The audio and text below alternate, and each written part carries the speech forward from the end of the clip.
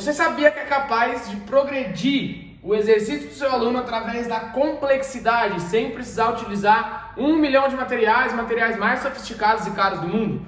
De maneira bem simples. A progressão tem muita relação com a complexidade do exercício. É exatamente sobre isso que a gente vai falar no vídeo de hoje. Então fica aqui que depois da vinheta você vai aprender os princípios da progressão do exercício através da complexidade.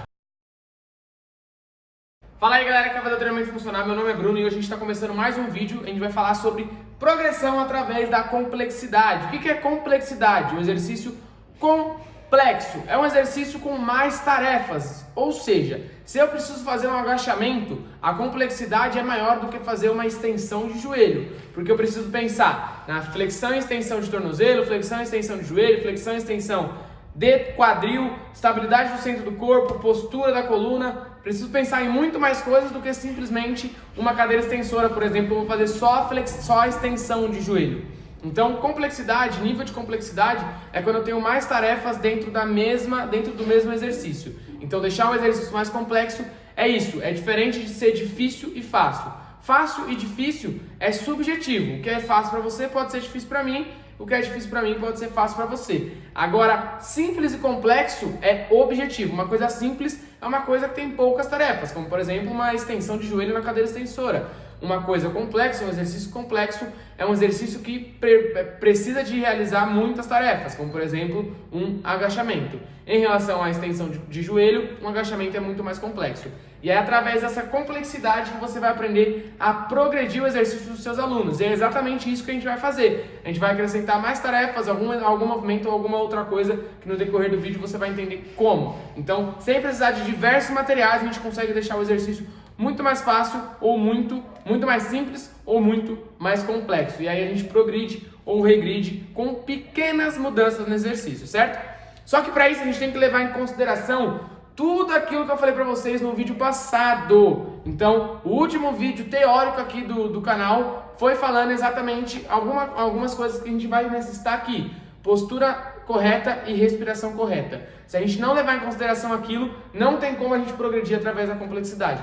Fica impossível. Então, tudo que a gente falou no vídeo passado tem que ser levado em consideração no vídeo de hoje para você conseguir aplicar isso com os seus alunos. E é sempre recomendável que você comece com as posições básicas do desenvolvimento, que são geralmente mais fáceis. Essas posições básicas do desenvolvimento vêm daquele estudo que eu falei para vocês, da cinesiologia do desenvolvimento humano. Então, essas posições é mais ou menos no período de desenvolvimento da criança de 4 a 5 meses. Então, vou colocar aqui, ó, 4 a 5 meses são as posições que a gente vai utilizar. Para que a gente vai começar das posições mais básicas? Para restabelecer a coordenação muscular de estabilização profunda do core. Falei bonito agora, né? Mas é bem simples. É só para ensinar o seu aluno de novo a como ele precisa estabilizar o core. Se ele não conseguir estabilizar o centro do corpo, não tem como ele movimentar as extremidades sem compensação. Como eu já disse para vocês 1000 vezes, a gente precisa de estabilidade proximal para que exista mobilidade distal da maneira correta. Então, utilizando as posições básicas, a gente vai ensinar para o nosso aluno como ele deve contrair a musculatura para estabilizar profundamente o core, para que o movimento dele seja feito da maneira correta. E qualquer uma dessas posições básicas podem ser progredidas ou avançadas através de resistência ou movimento. Vamos lá então. Você vai avançar essas posições através de adição de resistência externa, tá bom? Ou movimento dos membros, igual eu falei para vocês. A gente precisa estabilizar a parte proximal para que a parte distal se movimente da maneira correta. Então, quando meu aluno conseguiu estabilizar a parte proximal da maneira correta, para dificultar essa estabilização eu coloco movimentos dos membros. E aí ele vai precisar estabilizar o centro do corpo, movimentando as partes distais, os membros, que é o que ele vai necessitar no dia a dia. Então isso aqui a gente vai vir do início das posições de 4 a 5 meses de uma criança pro dia a dia do aluno. Então é sempre pensando na função que o aluno tem que exercer no dia a dia dele, seja no esporte, limpando a casa, enfim, qualquer coisa. É exatamente essa estabilização do core que vai mandar no quanto a gente progride. Então a quantidade de progressão, a quantidade de resistência que eu vou colocar no meu aluno, ou a quantidade de movimentos que eu vou colocar no meu aluno, vai de acordo com a capacidade que ele tem de estabilizar o core. Então, se por acaso você colocou o movimento de membro superior e membro superior simultâneo e ele não conseguiu manter o core estabilizado, dá um passo atrás. Coloca o movimento só do membro superior. Conseguiu estabilizar só com o membro superior? Beleza, treina mais um pouquinho, coloca o movimento de membro superior e inferior. Aí você vai perceber que ele vai conseguir estabilizar ao invés de pular a etapa. Tem pessoas que vão conseguir, pessoas que não. Então, por isso o treinamento funcional é tão sensacional. Ele é totalmente individual. Tem aluno que vai conseguir progredir mais rápido, tem aluno que não. Então, é respeitando a capacidade do aluno de manter o core estabilizado, que você vai saber o quanto de carga você coloca, o quanto de movimento você coloca. Então, a progressão, ela é individualizada, sempre. E aí, existem alguns princípios dentro dessa progressão que a gente tem que sempre saber, para você saber se você está começando do lugar certo com o seu aluno. Primeiro princípio deles: quanto mais baixa a posição, mais estável. Então, quanto mais perto do chão o seu aluno fizer o movimento, mais estável. Fizer o movimento, mais estável vai ser para ele, ou seja, vai ser mais simples. Por quê? Quando a gente está se desenvolvendo, quando a gente é criança, a gente não começa engatinhando, depois a gente levanta, então a gente está sempre perto do chão primeiro, depois a gente vai se distanciando do chão. Então, quanto mais baixa a posição, mais estável. E quanto mais alta a posição, menos estável.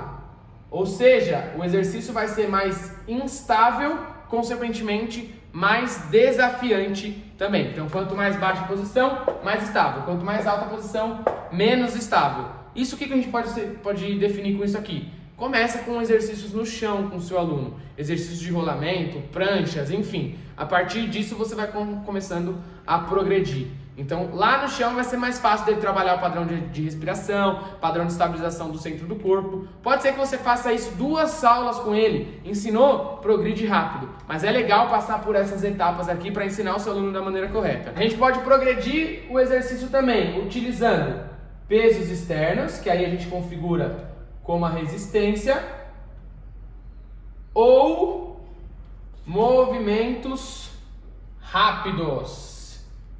A letra está bem bonita hoje, mas dá para vocês entenderem. A gente pode progredir utilizando peso externo ou movimentos, mas prestem atenção, eu só vou adicionar carga quando o meu aluno não tiver disfunção. Se eu colocar carga onde tem erro, eu só vou estar melhorando o erro do meu aluno. Um pouco contraditório falar isso, né? Melhorar o erro, mas é basicamente isso. Você está adicionando carga à disfunção, então você está piorando a situação do seu aluno. Você está melhorando a disfunção dele, vamos dizer assim. Você está deixando a disfunção mais forte.